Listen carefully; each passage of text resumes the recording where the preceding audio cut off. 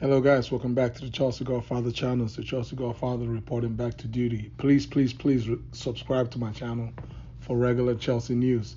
Guys, let's jump right in. We have a lot to unpack.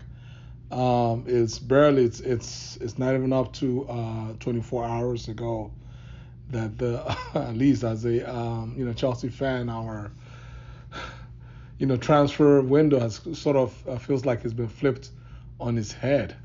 We thought we had the Samu Omoro Dion deal wrapped up. He was supposed to be revealed and made an official deal by today, but as we found out, that deal is off. Chelsea has pulled away from the deal.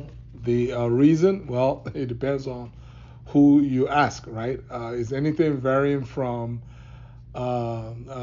failed medicals or basically medical tests that wasn't quite up to par, whatever that means, all the way to complications, quote unquote, complications on contract negotiations. And obviously, you guys know I really don't buy either. I mean, I definitely don't buy the fact that there was an issue with the medical, notwithstanding that Samu was left out of the Spain's Olympic team finals. I mean, I saw him wearing, I believe, a white polo team jersey on when they played France, when they beat France 5-3 for the gold. He was not part of the match day squad on that day. So now, whether that had to do with injuries or whether the fact he was, because it wouldn't make sense for him just to save his legs in order to sign this deal. So I mean, he may not have been fully fit. So now, is that if he wasn't fit, was that enough to pull out a deal? My gut feeling tells me no. So then, with regards to the complications in the contract, it appears that Chelsea had requested up to 50% of the players' image rights, and obviously that that's quite a lot. So the player understandably rejected that demand, and under normal circumstances that really shouldn't be a deal breaker. But again, that's one of the explanations that we've been given for the deal falling apart. If you ask me, I feel like it's a bit of a buyer's remorse that's going on. It's a bit of the fact that Chelsea probably felt like, what, we actually might have been able to do better. We didn't have to buy this player. Notwithstanding that we sold a player, Gallagher, to Atletico Madrid on the premise that we would buy a player from them. So technically, that player that doesn't have to be Samuel Omoro Dion. So if there's a way to unwind that understanding, then we can reset that and hopefully go back and buy another player from the same club to maintain the relationship with Atletico Madrid. Now, of course, as you can imagine, that relationship right now has just all but, I won't say it has fallen apart, but it's not at its highest level. I mean, Atletico Madrid is not happy with Chelsea based on reports. Obviously, Samuel or Moran Dion and his people are not happy. It's a bit of a mess, right now. And the, collateral damage appears to be it's really a little more than collateral damage based on reports. It basically the fact that the Conor Gallagher deal that we thought was a done deal, £34.5 million, appears to be hanging by the thread. and that deal might be off, and that's just crazy. It's a lot to wrap your mind around as a Chelsea fan, because keep in mind again, Gallagher clearly is a player that Maresca doesn't have any plans for in his squad, and not just that, he doesn't have any plans for him. He's not like Trevor or Chukwuemeka, or who's the other player that we have that we need to sell. Um, I'm missing some names, but he's not like the players that we have that are on long-term contracts, obviously on very good wages. So we can carry the wage, but the main key, if had he been on a long-term contract, had at least 2-3 years left, okay, you can send us back the player. There's no rush. We'll hold on to the player for another year and sell him by the next year. But in this case, that option doesn't apply for Gallagher. He's in the last year of his deal. He has to be sold, otherwise we get absolutely nothing for the player in the event that the player doesn't sign the 2+1 deal. I can't believe I'm even bringing up this 2+1, because I thought all that is behind us, but as it turns out, they seem to be up in limbo.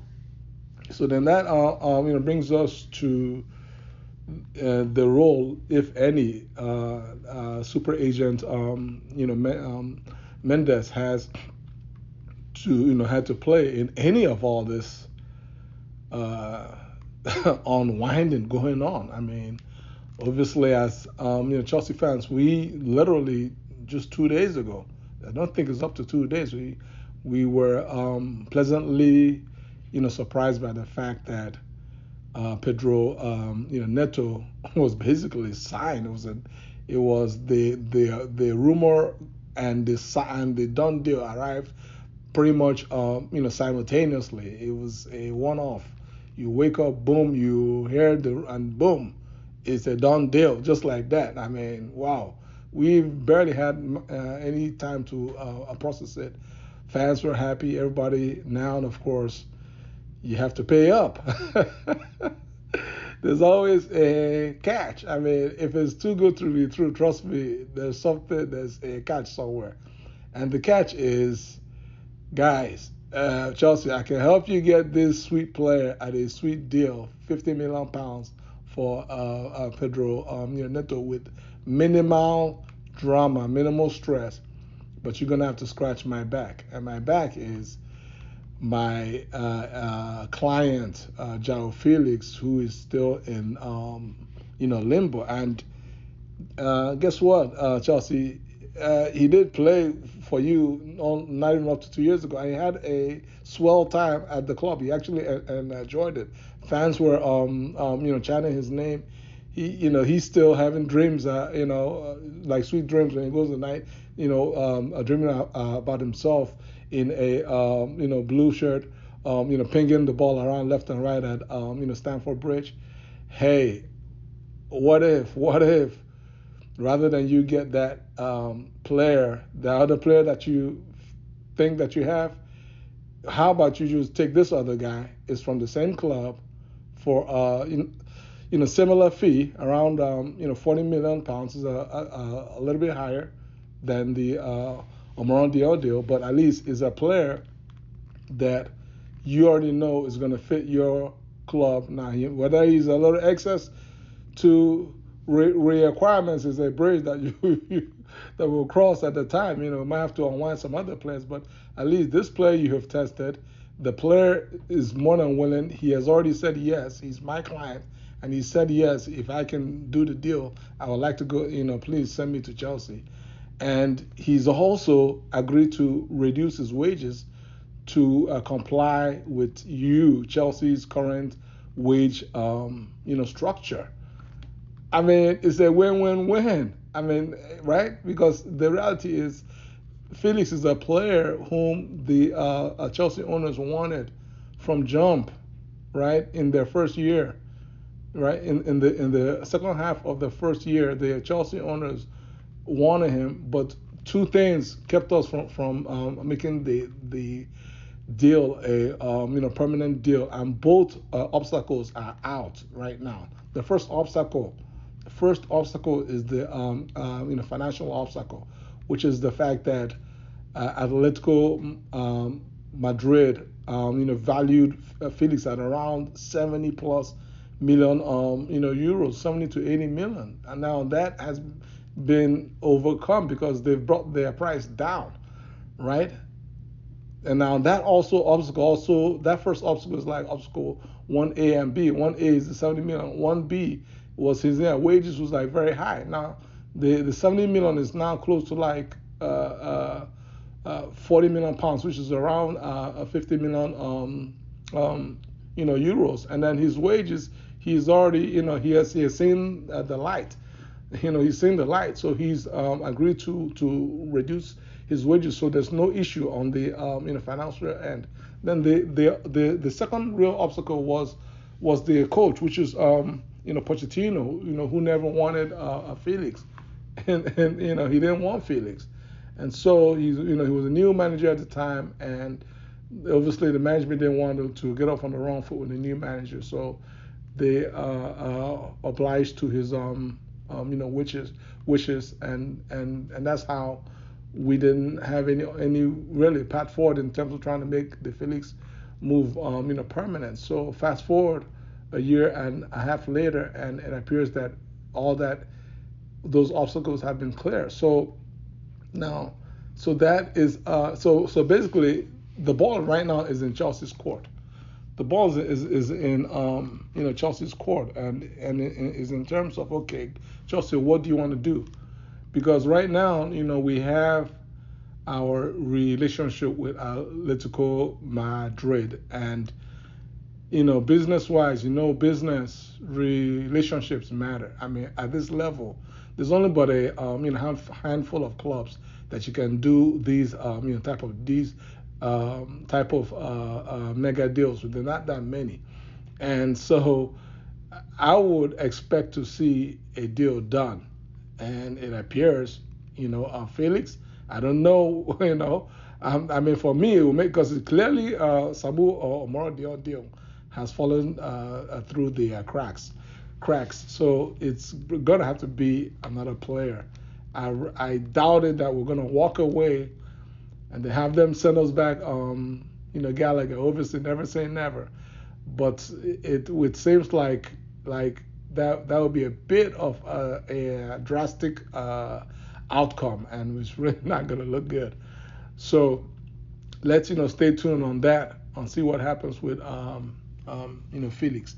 Then the other news is the fact that Napoli has made an official bid to buy Lukaku in the amount of 30 basically up to 30 million euros. So it's a 25 million euros plus 5 million euro add-ons. So, and that is in it's a quite a bit off our asking price. Chelsea's asking price is 43 million euros of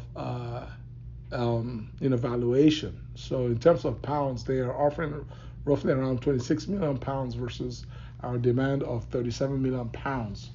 So we're about 11 million pounds off. I mean, I don't really see it as, I mean, it's the deal is going to get done. Obviously, I don't expect Chelsea to initially accept this deal, but for me as a Chelsea fan, what I would like to see is Chelsea tying in a hopefully, knock on wood, tying in a permanent acquisition of Victor Osimhen to the Lukaku sale. I mean, again, I'm not as smart as these guys in terms of doing these deals, but it wouldn't make sense to me that we would then just separately negotiate the Lukaku sale and sell him, and then still be in limbo on how we want to execute or structure the possibility of Victor Osimhen coming to Chelsea. So I'm hoping that the signal of the fact that Napoli has made this offer is a sort of way to for Chelsea to quickly bring in Osimhen in on the deal so they can wrap up two of the deals hopefully this week. And again, in consideration of the fact that apparently Osimhen's agent was at Stamford Bridge. So let's just hope and pray and that something goes through, because right now we are literally left with only Jackson and Mark Guehi as our two recognized strikers. Nkunku is not a striker, and you guys already know the issues we had with Jackson last season. He's great everywhere else, but in the box, that's where he develops brain freeze. He's lacking. He doesn't strike the ball with any level of conviction. Guehi does everything right, but he's 18 years old, guys. Come on, that's too much pressure to an expectation to put on a kid. He's literally a kid. No, do not let the fact that he's big, he's 6'3", he's strong, he hassles, wins balls, does everything, but he's still a kid, still developing. You don't want to pile on all that pressure on him, where 40,000 fans at the bridge have to rely on a young kid to basically pull the team through in difficult situations. So we need an experienced striker, and Osimhen is really that's a one-man short list who fits the description. So my hope is that's who we get. Guys, how do y'all feel? Like this video, share this video, subscribe to my channel. Take care. God bless you guys. Peace.